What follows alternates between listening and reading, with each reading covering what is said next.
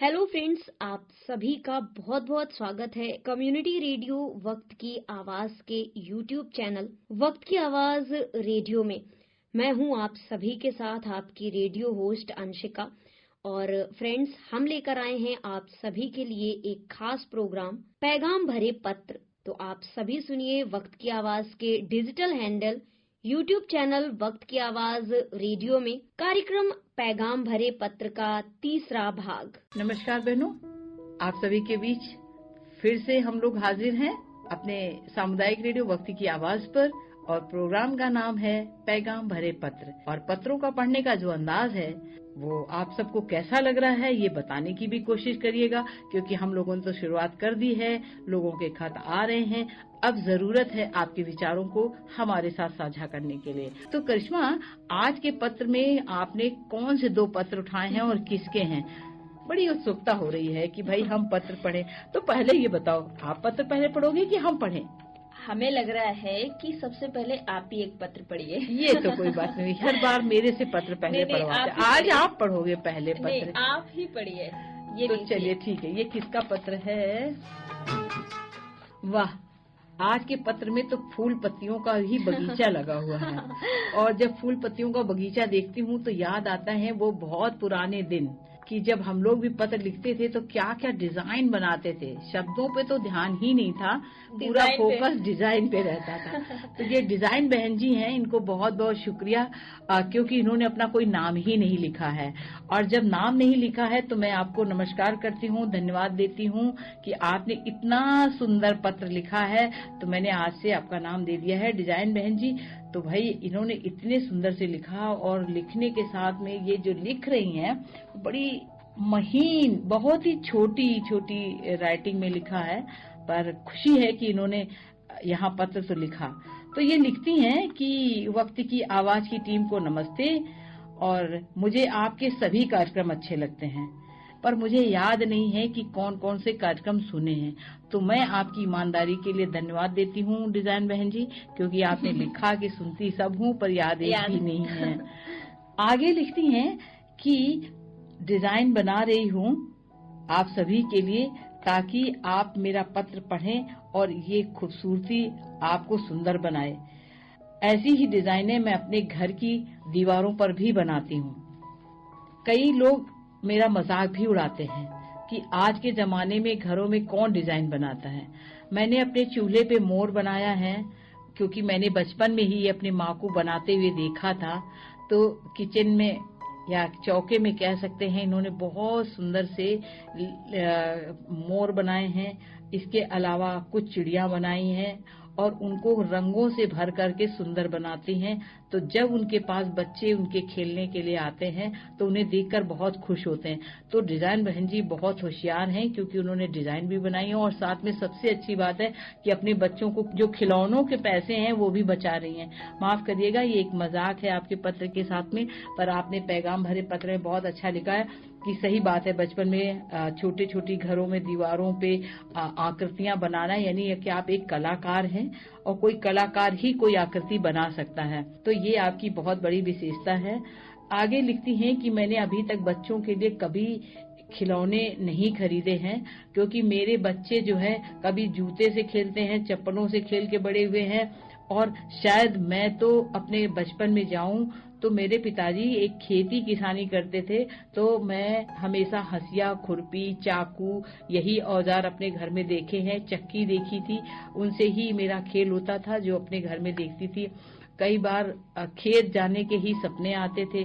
गुड्डे गुड़िया भी खेला है। साथ में छोटे छोटे जब गर्मियों का मौसम आता था तो गुड्डे उठा के भी खेले हैं। तो मेरे तो यही खेल थे। आज का समय बदल गया है। बच्चे जब पड़ोस में जाते हैं और देखते हैं कि उनके पास बहुत खिलौने हैं तो उसकी मांग करते हैं। मुझे समझ नहीं आता है कि मैं एक बहुत ही साधारण परिवार से हूँ, मेरे पास बहुत पैसा नहीं है, मेरा घर पक्का नहीं है, क्या बच्चों को खिलौने देना जरूरी है? तो करिश्मा आज इस सवाल का जवाब देंगी कि बच्चों को खिलौने लाके देना ही जरूरी है, या बच्चे बिना खिलौने के भी बड़े हो सकते हैं। बहुत बहुत धन्यवाद जो आपने नाम रखा है इनका डिजाइन बहन जी को, और बहुत ही सुंदर लिखा है इन्होंने। और हम तो इनकी जो डिजाइने हैं हम उनमें खो गए थे कि कैसे इन्होंने डिजाइन बनाया होगा, हम एक कल्पना कर रहे थे। और अंत में जो इन्होंने एक सवाल किया है कि क्या बच्चों को खिलौने देना जरूरी है या वो बिना खिलौनों को भी बड़े हो सकते हैं। मुझे लगता है कि खिलौने देना उतना जरूरी नहीं भी है, क्योंकि बच्चों के साथ अगर आप समय ज्यादा उनके साथ बिताते हैं, अगर आप उनको मिट्टी के खिलौने, क्योंकि अगर उन्होंने जैसे मिट्टी के खिलौनों की बात की तो मुझे भी याद है कि हम भी मिट्टी के खिलौने से ही खेल के बड़े हुए हैं।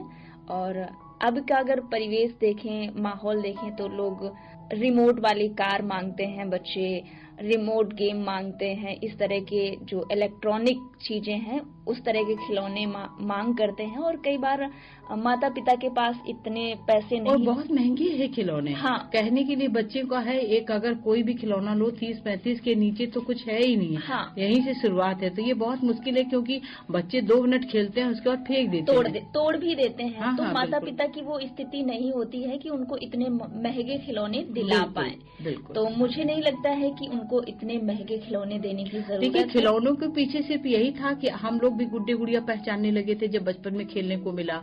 तो वैसे ही अगर आप अपने घर में हरे पत्ते दे करके बच्चे को सिखा सकती हैं, ये हरा रंग का है, टमाटर दिखा के आप बता सकती हैं ये लाल रंग का है, तो रंगों की पहचान करा सकती हैं। आप खुद एक डिजाइनर हैं, आप इतना कलर भरती हैं, इतना सुंदरता से रखती हैं। आपके घर में मोर बना रखा है आपने, तो आपने मोर उसको बता दिया। अगर आपने चिड़िया चुनमुनू बना रखे हैं तो चिड़ियों की आप पहचान करा रही हैं। तो ये उसके लिए खेल बहुत ही बौद्धिक तरीके के खेल है। वो जो प्लास्टिक के खिलौने खेलते हैं, मुंह में डालते हैं, उनके बहुत नुकसान भी हैं। बिल्कुल। तो मुझे लग रहा है कि आप निश्चिंत रहिए। आपने जिस तरह से अपनी बच्चों की परवरिश कर रही हैं और जिन हालातों में आप अपने बच्चों की परवरिश कर रही हैं, तो उससे अच्छा कुछ नहीं है। और मन सच्चा है, घर कच्चा है, उससे कोई फर्क नहीं पड़ता। और वक्त की आवाज की टीम आपके घर जरूर पहुंचेगी, आपकी डिजाइन देखेगी, और बच्चों को जो लोग डिजाइन के तरीके से पढ़ा लिखा के बड़ा करते हैं उनका बहुत बौद्धिक विकास होता है। इस बात से आप निश्चिंत रहें। बिल्कुल। एक बार फिर से आपको धन्यवाद करते हैं पत्र लिखने के लिए। और इसी के साथ दीदी मेरे हाथ में ये पत्र है श्यामू जी का। श्यामू जी लिखते हैं, वक्त की आवाज की पूरी टीम को मेरा नमस्कार। वक्त की आवाज में जो भी कार्यक्रम प्रसारित होते हैं वो सारे कार्यक्रम मुझे बहुत ही अच्छे लगते हैं, चाहे वो गांव की गठरिया के गाने हों या फिर भजन संध्या के ही गीत क्यों ना हों। मैं दिन में प्रसारित होने वाले कार्यक्रमों को नहीं सुन पाता हूं, लेकिन हमेशा कोशिश रहती है कि मैं शाम की सभा के कार्यक्रमों को सुन सकूं। आगे श्यामू जी लिखते हैं कि मैं ज्यादा पढ़ा लिखा तो नहीं हूं और कुछ गलतियां भी हो सकती हैं, इसके लिए मैं पहले से ही माफी चाहता हूं। पढ़ा लिखा ना होने का सबसे बड़ा कारण है कि मैं बचपन में बहुत ही शरारती था और सबका दुलारा भी था।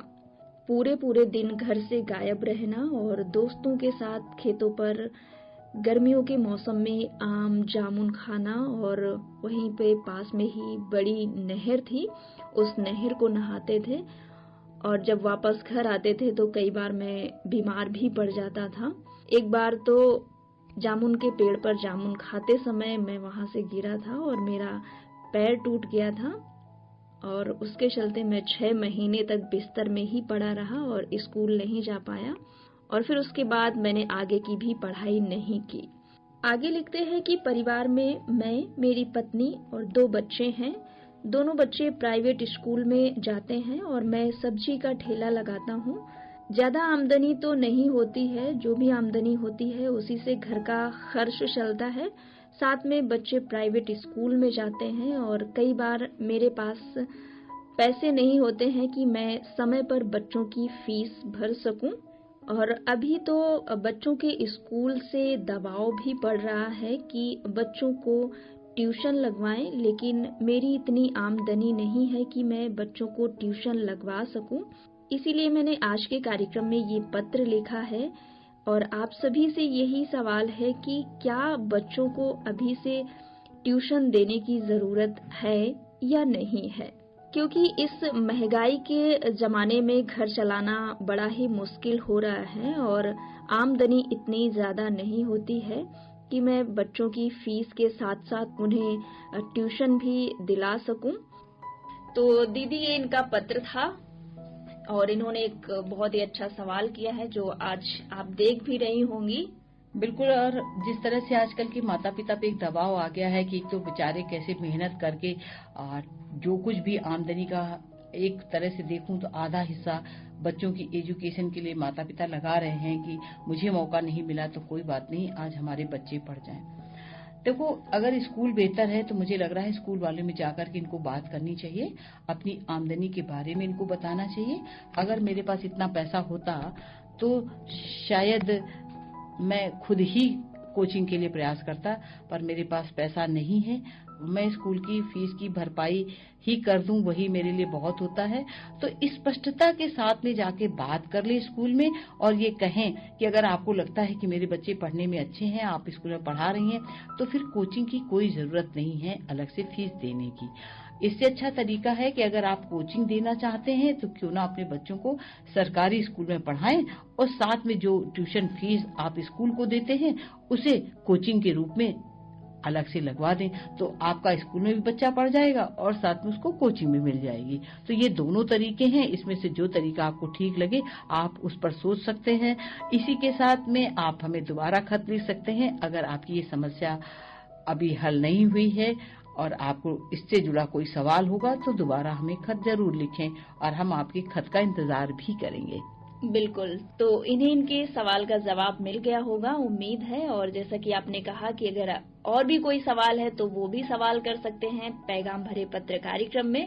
इसी के साथ ही हम और भी साथियों से चाहते हैं कि वो भी हमें कार्यक्रम पैगाम भरे पत्र में अपने पत्र लिखें और उनका जो भी सवाल है वो जरूर हमारे साथ साझा करें और हम कोशिश करेंगे कि आपके सवालों के जवाब आप तक पहुंचा पाएं। तो अब समय हो गया है चलने का। हाँ भाई, घड़ी तो टिक टिक टिक टिक अपना काम करती रहती है और हमें भी आगे बढ़ने का इशारा करती है। तो इसी इशारे के साथ हम दोनों को दीजिए इजाजत। नमस्कार। फिर मिलेंगे नए खतों के साथ।